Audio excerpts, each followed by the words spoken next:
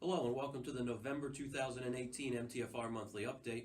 A first reminder, our next volunteer orientation session will be on the first Monday of January, which will be January 7th, 2019. We already have 2 duty crew members and 2 junior firefighters processed through that will be coming to orientation that night, and we still have several other volunteer applicants pending, so we are hopeful for a good turnout that night. So again, if you'd like to join us, that will be January 7th, 6:30 at Station 204.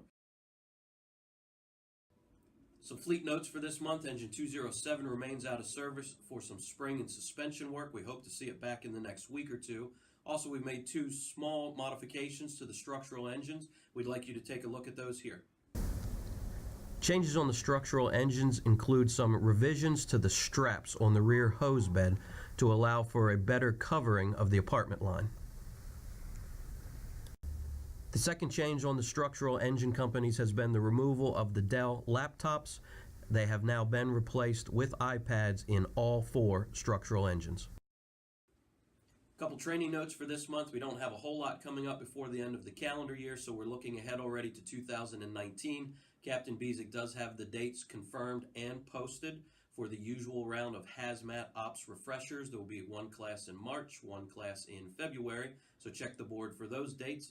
Also, the hazmat technician level refresher is getting ready to get confirmed. That should be posted in the very near future.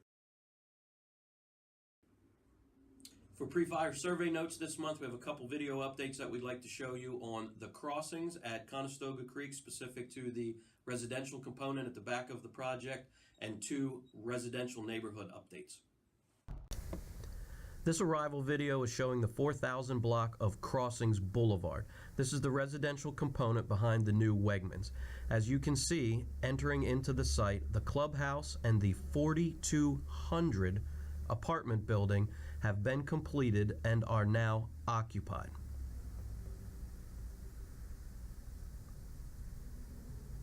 This video shows construction occurring at the east end of Pickering Trail.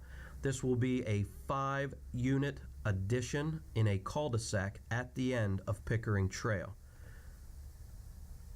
Site work has begun, and these 5 properties will begin construction in the near future. The Settlements East development off of Landis Valley Road again is underway. This view is from the end of White Marsh Drive looking east. As you can see, utilities are in and construction will begin shortly.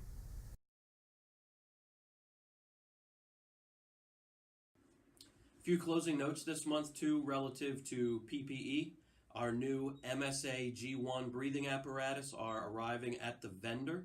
We should begin to see those being delivered here in our stations probably within the 1st or 2nd week of December. Upon arrival, we will inspect to make sure that we have a full delivery, and then information will start to come out on training. We will be requiring a mandatory checkoff for every person that rides the apparatus that wears the MSA G1.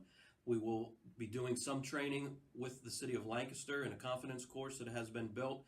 They have already received delivery of their breathing apparatus, same exact model as ours. So they've already begun their training process. So once they wrap that up, it'll be ready for us to begin ours. So again, more information will be coming out on that. But again, there will be mandatory checkoff for everyone riding the fire apparatus with the new breathing apparatus.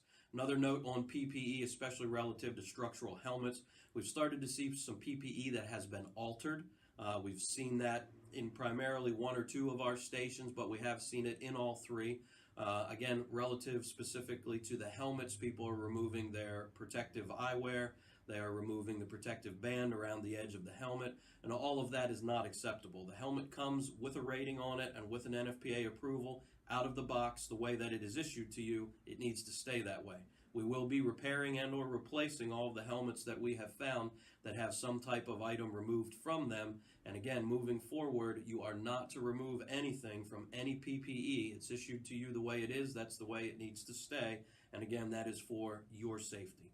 A final note for this month as we move into the holiday season here, late November into December, traffic in the area again has picked up, although we battle the traffic all the time. Traffic, especially in the shopping areas, Harrisburg Pike, Fruitville Pike areas, is becoming extremely heavy with the holiday shopping season. So please use caution, driver operators especially.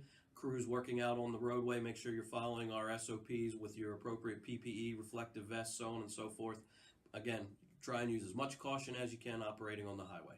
That's all we have for this month. Again, thank everyone for what they do. We'll talk to you next month. Stay safe.